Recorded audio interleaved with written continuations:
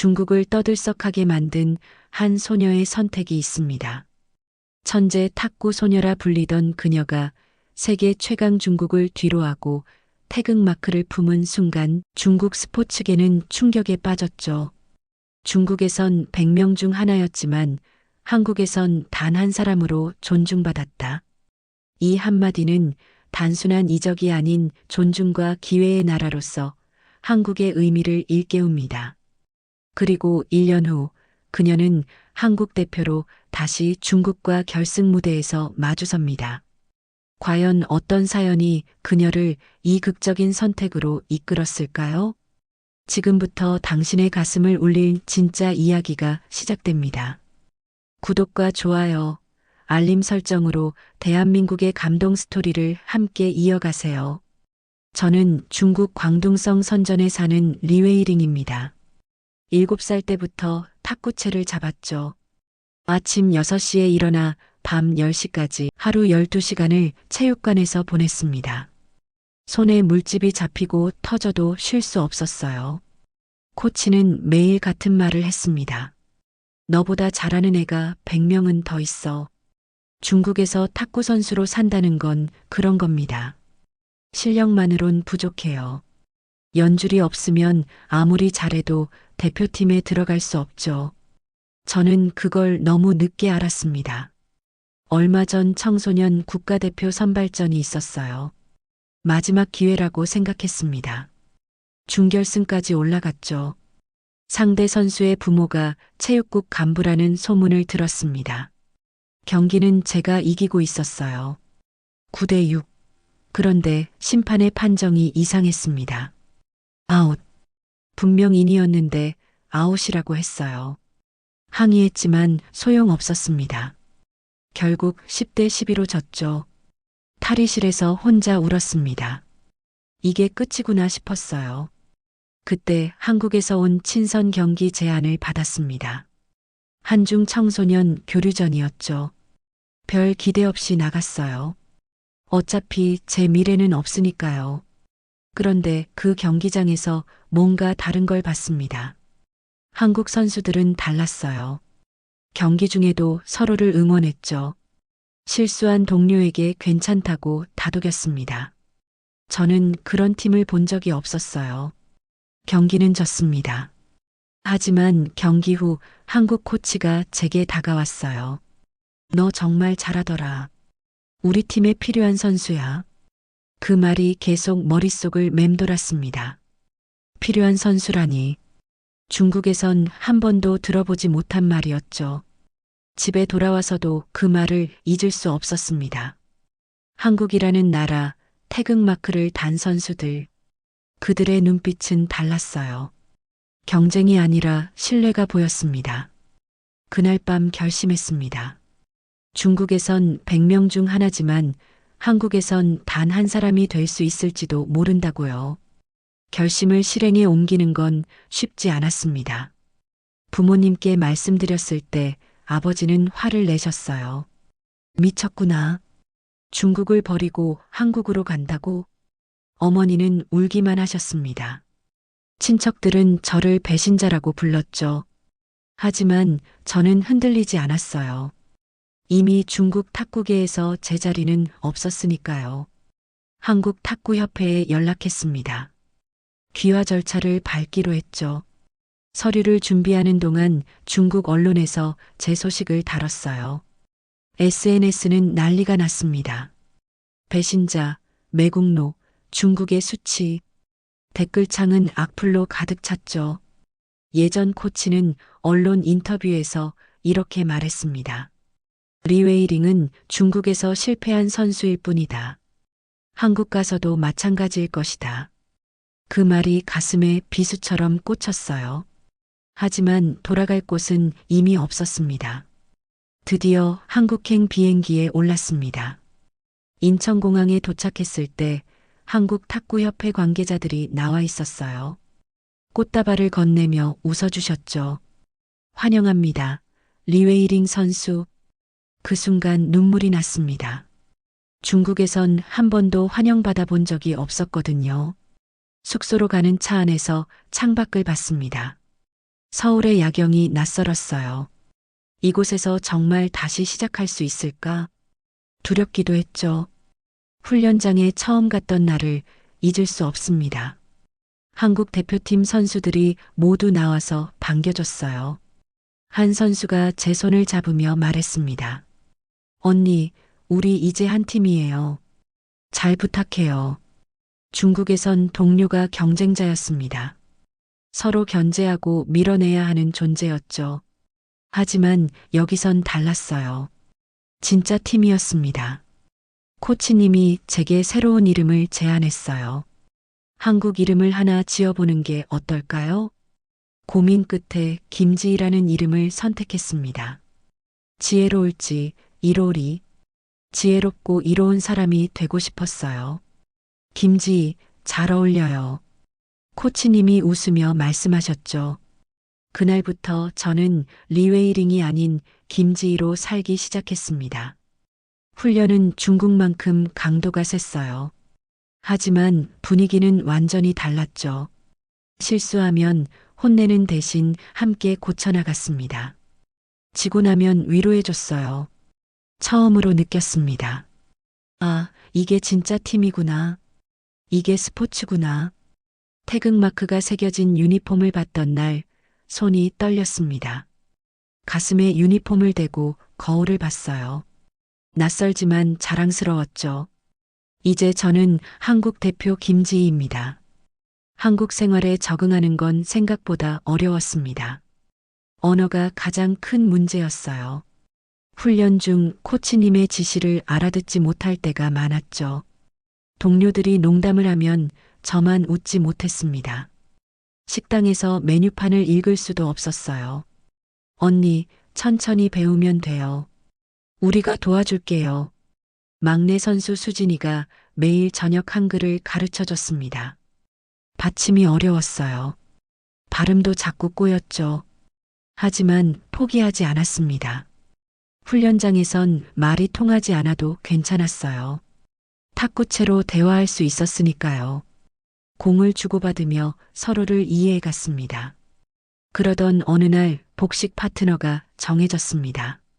민서라는 선수였어요. 저보다 2살 어렸지만 이미 국가대표 경력이 5년이나 되는 베테랑이었죠. 처음 민서와 연습 경기를 했을 때 놀랐습니다. 제 플레이 스타일을 금방 파악하더라고요. 제가 공을 어디로 칠지 미리 알고 움직였습니다. 언니 백핸드 강하네요. 제가 포핸드 쪽 커버할게요. 민서의 말에 고개를 끄덕였습니다. 중국에선 복식 파트너도 경쟁자였어요. 서로 공을 뺏으려 했죠. 하지만 민서는 달랐습니다. 제 장점을 살려주려 했어요. 우리 호흡 좋은데요? 대박이에요. 민서가 환하게 웃었습니다. 저도 처음으로 마음을 열었어요. 2달 뒤 첫 국제대회가 잡혔습니다. 태국 방콕에서 열리는 아시아 청소년 선수권 대회였죠. 제 국제 무대 데뷔전이었습니다. 출국 전날 밤 잠이 오지 않았어요. 설렘보다 두려움이 컸죠. 정말 제가 태극마크를 달고 나가도 되는 걸까? 중국 선수들을 만나면 뭐라고 할까? 공항에 도착했을 때 동료들이 제 짐을 들어줬습니다. 언니, 긴장하지 마세요. 우리가 있잖아요. 수진이가 제 손을 꼭 잡아줬어요. 그 따뜻함이 온몸으로 전해졌습니다. 방콕 경기장에 들어섰을 때 심장이 터질 듯 뛰었습니다. 각국 선수들이 연습하고 있었어요. 그 중에 중국 팀도 보였죠. 예전 훈련소 동료였던 장메이가 저를 발견했습니다. 눈이 마주쳤어요. 장메이는 고개를 돌렸습니다. 다른 중국 선수들도 저를 쳐다보지 않았죠.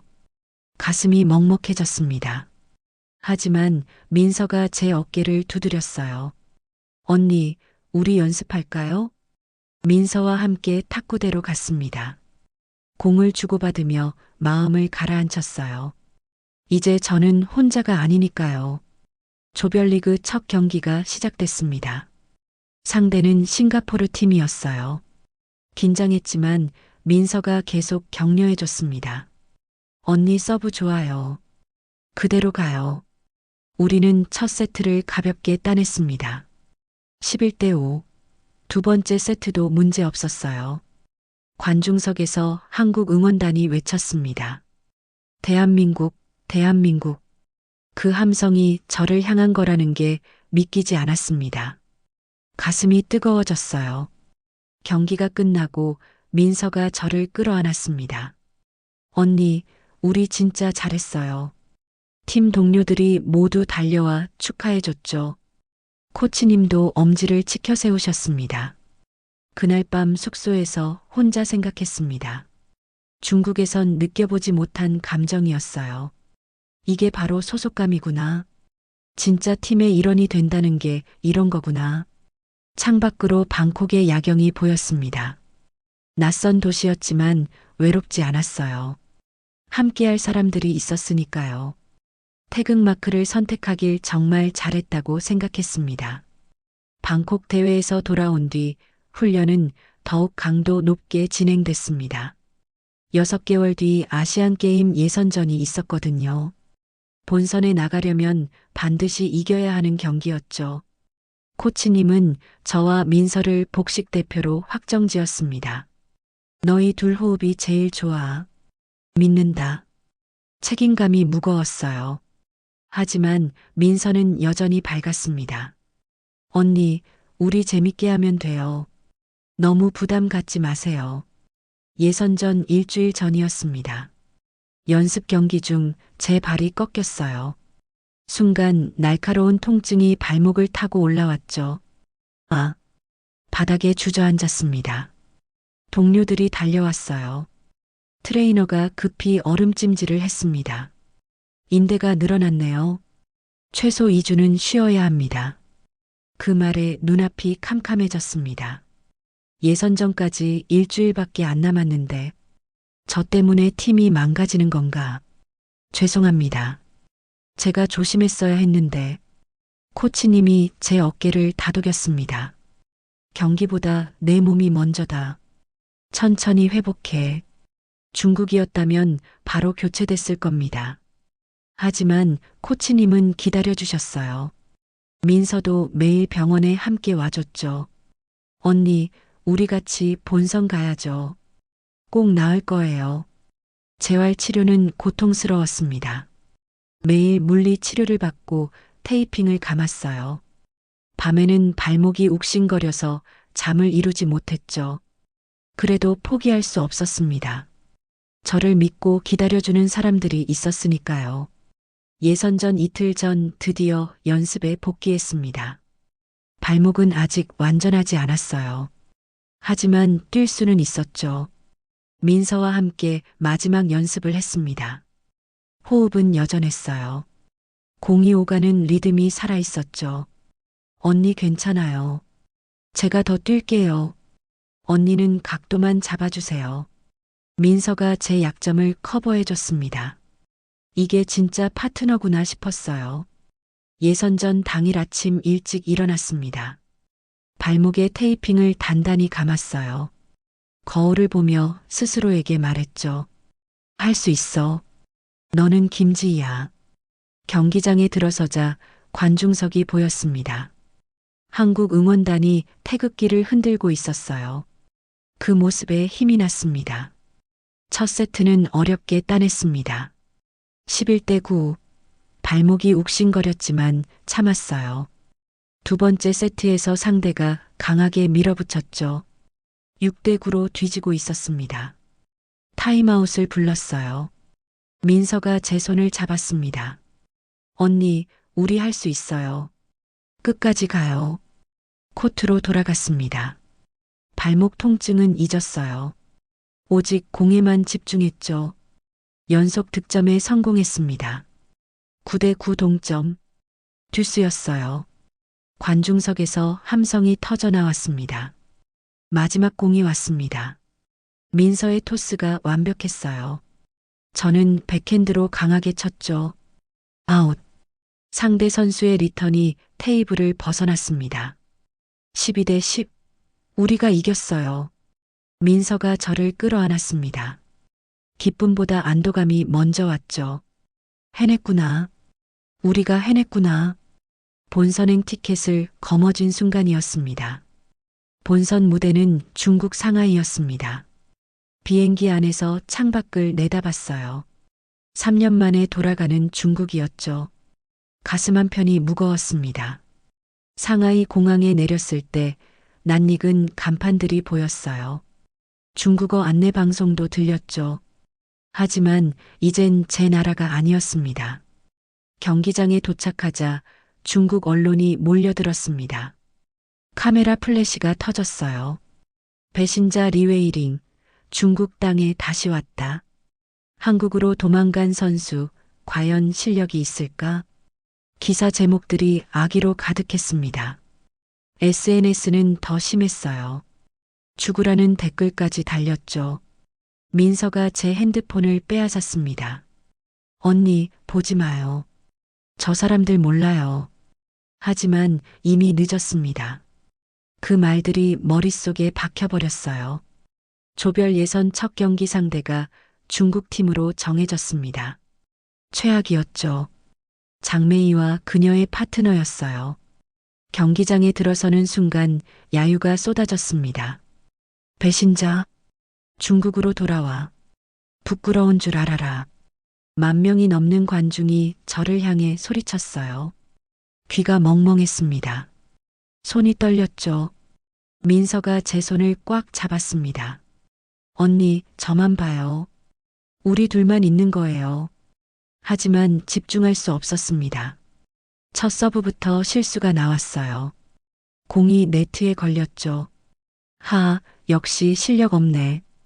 관중석에서 비웃음이 터져 나왔습니다. 첫 세트를 4대 11로 완패했습니다.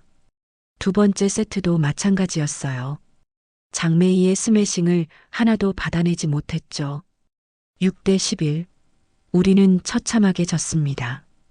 코트를 빠져나올 때도 야유는 계속됐어요. 탈의실로 뛰어들어가 문을 닫았습니다. 그제야 눈물이 쏟아졌죠. 제가 잘못했어요. 쟤 때문에 졌어요. 민서가 제 등을 두드렸습니다. 언니 잘못 없어요. 저도 못했어요. 코치님이 들어오셨습니다. 화를 낼 줄 알았는데 그러지 않으셨어요. 지희야, 여긴 중국이 아니다. 우리가 너를 지킨다. 그 말에 더 눈물이 났습니다. 중국에선 지는 순간 버려졌거든요. 하지만 여기선 달랐어요. 저녁 숙소로 돌아왔을 때 팀 전체가 모였습니다. 선배들이 제 옆에 앉았어요. 지희야, 내 탓 아니야. 처음부터 불리한 경기였어. 다음 경기 준비하자. 우리 아직 기회 있어. 동료들의 위로가 마음에 스며들었습니다. 혼자가 아니구나. 이 사람들이 저를 지켜주는구나. 그날 밤 민서와 함께 호텔 옥상에 올라갔습니다. 상하이 야경이 한눈에 보였어요.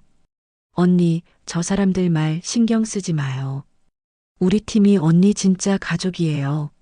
민서의 말이 맞았습니다. 가족은 피가 아니라 마음이 만드는 거였죠.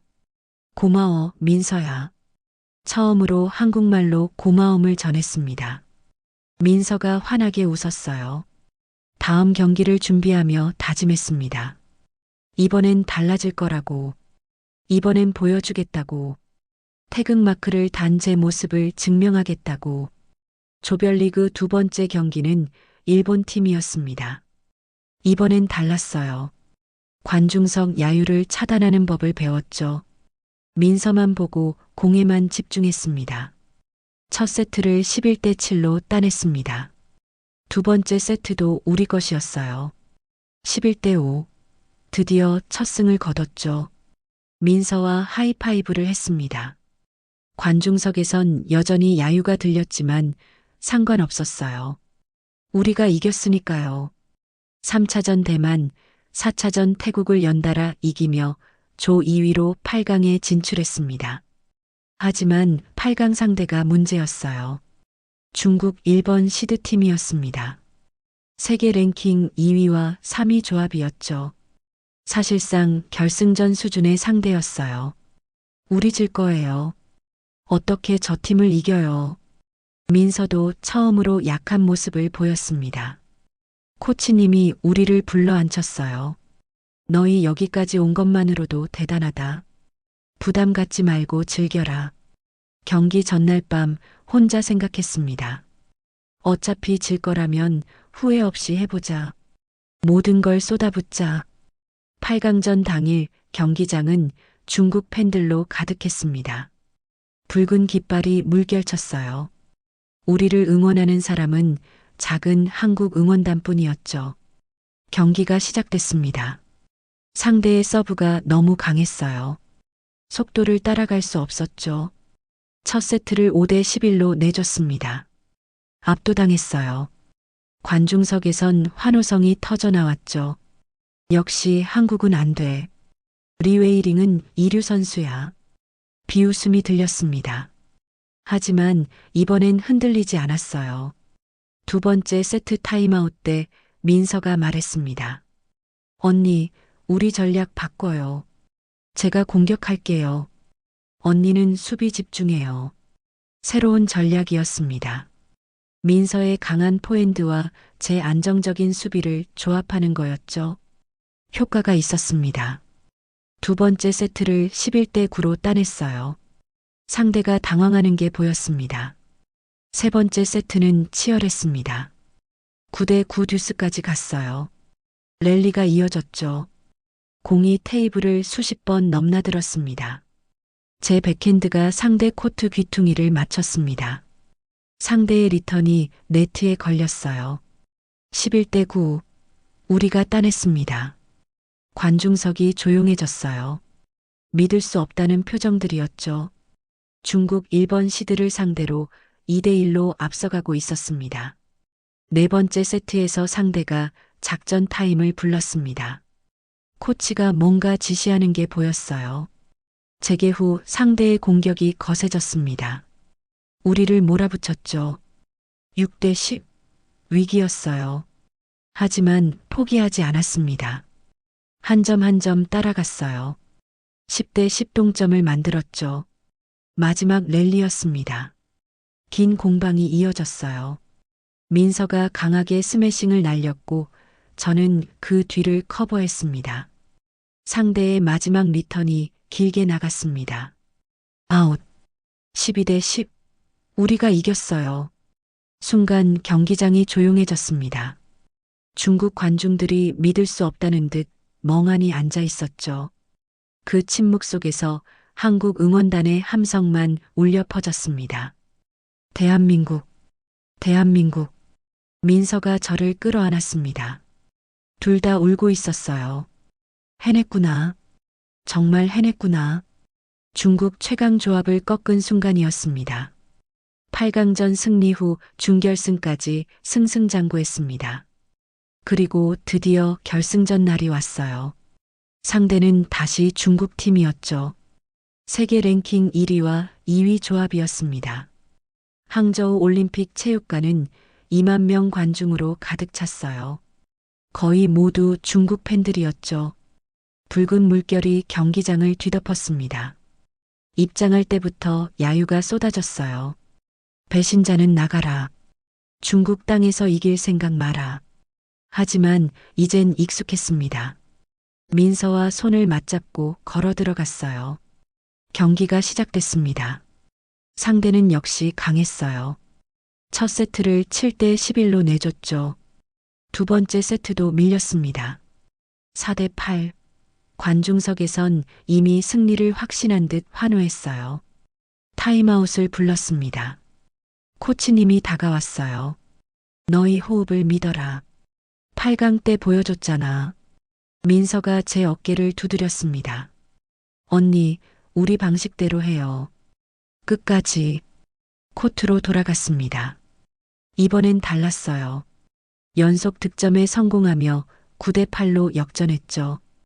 듀스까지 갔습니다. 10대 10. 관중석이 술렁였어요. 긴 랠리 끝에 민서의 스매싱이 꽂혔습니다. 12대 10. 두 번째 세트를 따냈어요. 세 번째 세트는 우리가 주도했습니다. 11대 7. 이제 2대 1로 앞서갔죠. 네 번째 세트가 승부처였습니다. 상대도 필사적이었어요. 점수가 팽팽하게 오갔죠. 9대 9. 또다시 듀스였습니다. 제 손에서 땀이 흘렀어요. 하지만 흔들리지 않았습니다. 상대의 강한 서브가 들어왔습니다. 제가 받아냈고 민서가 공격했어요. 완벽한 콤비 플레이였죠. 10대 9. 우리가 매치 포인트를 잡았습니다. 마지막 공이 왔어요. 민서의 토스, 제 백핸드 리턴, 다시 민서의 포핸드 스매싱. 공이 상대 코트 모서리를 정확히 맞추고 튕겨나갔습니다. 아웃. 심판의 손이 올라갔어요. 11대 9. 우리가 이겼습니다. 금메달이었습니다. 그 순간 2만 명 관중석이 조용해졌어요. 믿을 수 없다는 침묵이었죠. 그 침묵 속에서 작은 한국 응원단의 함성만 울렸습니다. 대한민국, 대한민국. 민서와 껴안고 울었습니다. 코치님과 동료들이 코트로 뛰어들어왔어요. 모두 함께 기쁨을 나눴죠. 시상대에 올랐습니다. 태극기가 올라가고 애국가가 울려 퍼졌어요. 가슴에 금메달이 걸렸습니다. 중국 관중들은 야유 대신 침묵으로 지켜봤어요. 그 침묵이 오히려 더 큰 인정처럼 느껴졌습니다. 시상식이 끝나고 관중석을 바라봤습니다. 한 사람이 눈에 들어왔어요. 아버지였습니다. 아버지와 눈이 마주쳤습니다. 3년 만이었어요. 연락도 끊긴 채 살았죠. 아버지는 관중석에서 천천히 일어나셨습니다. 경기장 밖 복도에서 만났습니다. 서로 말없이 서 있었어요. 먼저 입을 연 건 아버지였습니다. 잘했다, 웨이링아. 그 말에 눈물이 터졌습니다. 아버지 품에 안겼어요. 어린아이처럼 울었죠. 아빠, 미안해요. 제가 배신자가 돼서. 아버지가 제 머리를 쓰다듬으셨습니다. 배신자가 아니야. 넌 용기 있는 선택을 한 거다. 오랜 대화 끝에 아버지가 말씀하셨어요. 넌 두 나라를 품은 특별한 선수야. 중국에서 배운 기술, 한국에서 배운 마음. 그 모든 게 너를 만들었어. 그 말이 가슴 깊이 와닿았습니다. 저는 리웨이링이면서 동시에 김지희였어요. 두 정체성 모두 저였죠. 진짜 고향은 마음이 편한 곳이란다. 아버지의 말씀이 맞았습니다. 고향은 태어난 곳이 아니라 받아들여지는 곳이었어요. 숙소로 돌아와 동료들과 함께 했습니다. 민서가 금메달을 목에 걸어줬어요.